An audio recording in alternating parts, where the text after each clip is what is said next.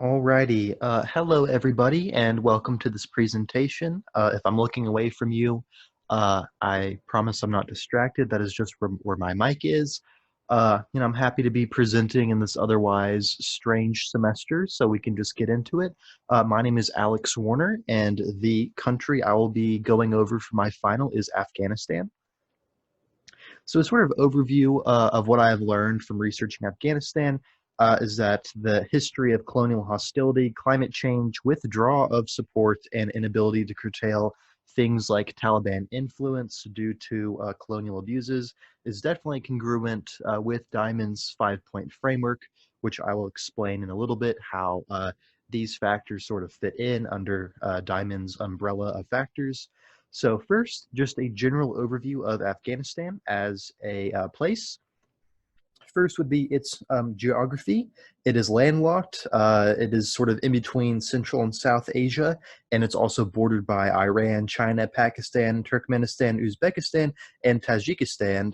And the climate is mountains and lowlands. There's some dry areas and definitely some snow-covered mountains. Agriculture definitely depends on the amount of snow that the mountains receive. Um, and ever since the 90s, there's been some pretty intense droughts, which have limited sort of the agrarian output of the country. So this will later feed into sort of the climate change arguments about why the sort of fragile climate is contributing to this country's problems. And the population is about 32 million. And there you can see a nice little view of the mountains in Afghanistan. And there are definitely some problems at hand when looking at this country. Honestly, just the first thing that popped into my mind when I selected this country is it does is a very like war-torn place with a lot of conflict, but we'll get into what that means exactly. There is poverty. It has one of the largest economies in the world. However, it's not a very rich country as it does not have a lot of spending power. I'll get into why in a moment. Malnutrition, there's a lack of healthcare, or people are just unable to afford health services. This leads to a lot of things like starvation, malnutrition, terrorism at the hands of both the Taliban and the Islamic State group. There's a lot of local conflict as the Taliban attempts to control a lot of this country. As far as health and education goes, Afghanistan unfortunately has one of the highest infant and maternal death rates in the world, very low life expectancy just because of inadequate access to these healthcare resources. And there is a education system in place that really tries to mobilize people to get an education. However, it's very fragile due to past and current conflicts.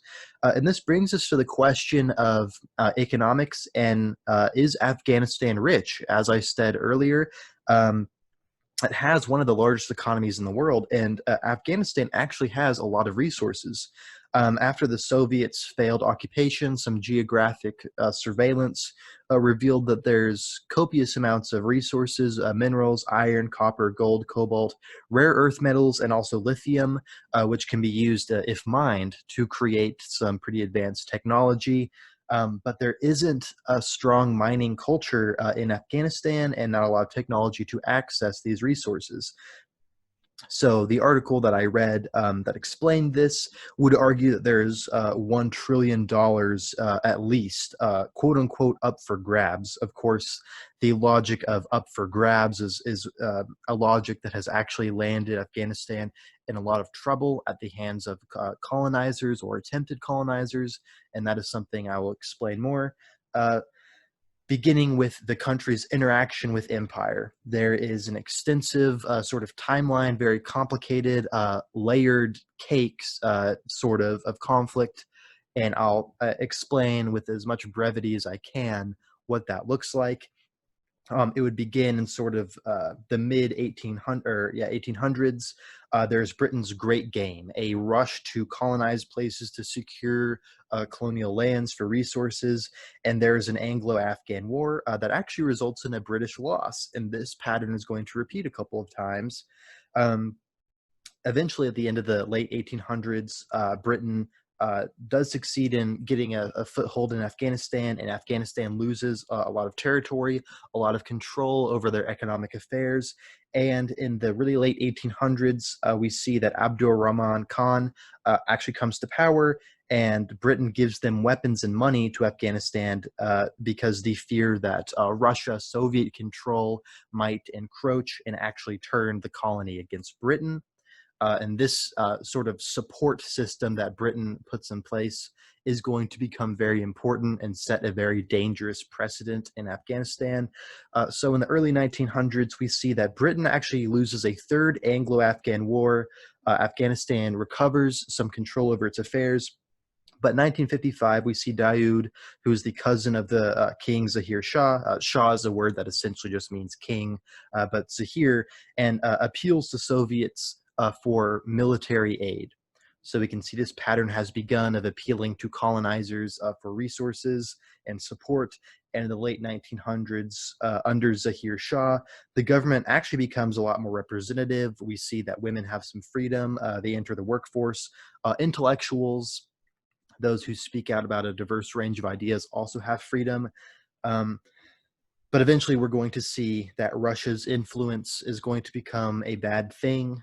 In the late 1900s, Daoud eventually comes to power um, and is able to essentially overthrow Zahir Shah.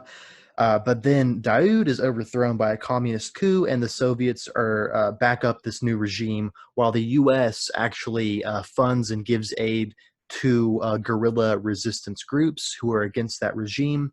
And in 1979, Russia actively sends in troops to occupy Afghanistan, fearing that the U.S. will sort of capitalize on this moment of chaos. So with the Soviet occupation, we see in 1989, there is a national resistance from Afghanistan, and Britain and Pakistan are also supporting anti-communist groups. Everyone is sort of getting in, trying to push Afghanistan in what they perceive to be the right direction. Russia eventually withdraws. The occupation was very costly. And while it was costly to Russia, we see that Afghanistan suffers immensely from this occupation. The consequences are that 1.5 Afghan lives are lost, 5 million are disabled from occupation, and 5 million become refugees and are displaced. And, you know, as you all probably know from the news, refugees, that is a crisis unto itself. People who do not have homes, who have to go somewhere else, who would cause competition with other people and have nowhere to go. This brings us to the Taliban, which is a sort of internal conflict after all of these wars, after Afghanistan has become a war-torn place, fueled and funded by different entities. So the Taliban, as we know it, began as a group of religious students, and the goal was to essentially create a state based on Sharia law. In this class, we briefly mentioned like Joseph Kony in Uganda had a sort of religious ideal for Uganda as being like a place based on the Ten Commandments. This might be comparable, but through Sharia law. And because the population is so war weary, the really can't establish any foothold to fight back against the Taliban. And we see that by the year 2000, the Taliban actually controlled over 90% of Afghanistan. Their influence was immense. And after the orchestrated terrorist attack of 9/11, which was headed by at the time, the U.S. believed it was Osama bin Laden. The U.S. dropped 12,000 bombs across Afghanistan. And at that point, the U.S. claims that terrorism is gone in Afghanistan. We know that that wasn't really true. You know, nowadays, we know that there's still activity. And that didn't really eradicate terrorism, but that was sort of the U.S.'s band-aid approach to the solution. Obviously, there's a deep historicity that goes into this. And, you know, the emergence of the Taliban didn't just happen in a vacuum, and bombing the place probably isn't going to resolve that. As we've seen throughout history, these sort of power grabs and these acts of vengeance really just sort of start a new cycle in history of more violence. But that is sort of up for the future to decide with Afghanistan. So, where does this all fit within Diamond's framework? We've analyzed, Diamond has this 5 point framework that can analyze why societies collapse or if they collapse. So, here's where Afghanistan will fit in. The first point that I will talk about is environmental degradation. Places like Easter Island, due to like deforestation or invasive species, they witness uh, some detrimental trends in the environment. With Afghanistan, it's a little bit more indirect. We see that the USSR targeted things like livestock, agriculture, and resources, which, because these were damaged, that definitely hurt Afghanistan. Climate change, the second point, is a very strong contention in Afghanistan. There's drought, flood, landslides, avalanches, and these problems, as climate change becomes worse globally, are only going to become exacerbated. So Afghanistan is really not equipped to deal with these. The third point would be hostile neighbors.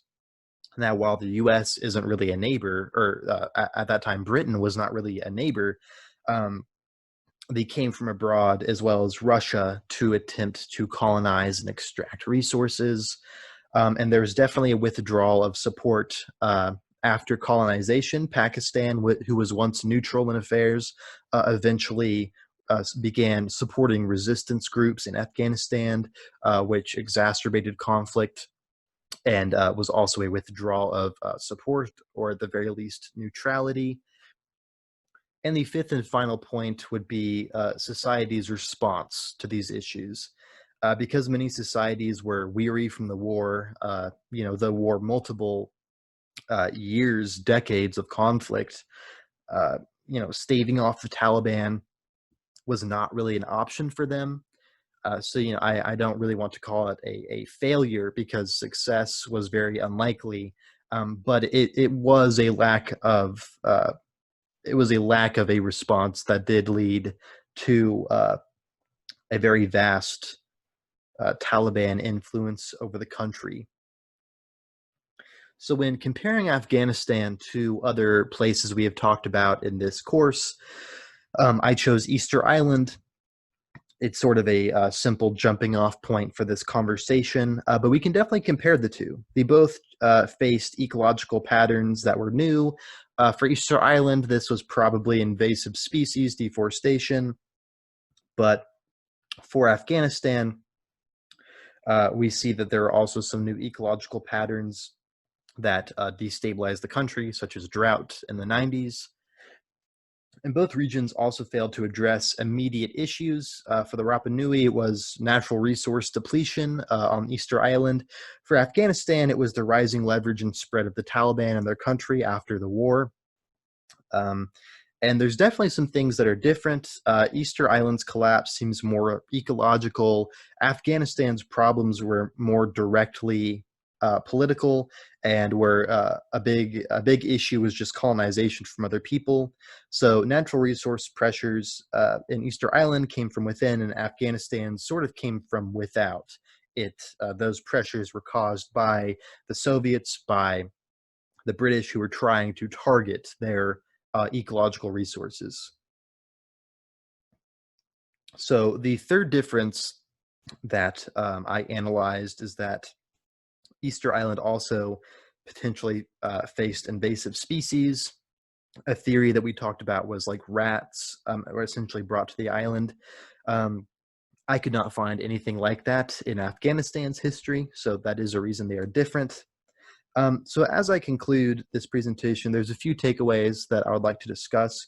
First would just be researching history is very important to understanding conflict. As you all probably learned from researching Uganda, is a it's not a black and white issue. It's very difficult to understand. It's a hard topic to analyze. But I think the important takeaway is that understanding a place's history, sort of the layers of conflicts, is important, because conflict doesn't come out of nowhere. It begins somewhere, and it might be a mess to dig up, but history is crucial for understanding sort of the roots of conflict. The second thing I would say is just multiple perspectives. Um, we have a very Eurocentric view of places like the Middle East, like Afghanistan. When you think about it, the first thought that comes to your head is, oh, that's a land of terrorists. That's just how those people are, or they're acting quote unquote crazy or irrational. I mean, it's not that black and white. The issues with Afghanistan, I mean, Europe played a huge role in fueling and exacerbating their problems, and trying to sort of puppet and move Afghanistan in directions that otherwise it probably would not have gone, those directions. And the only reason the Taliban rose to such power is because Britain and Russia and also the US caused so much strife for their people. So, here are my references, and I thank you all for listening to this, and I look forward to listening to some of your presentations as well. Thank you.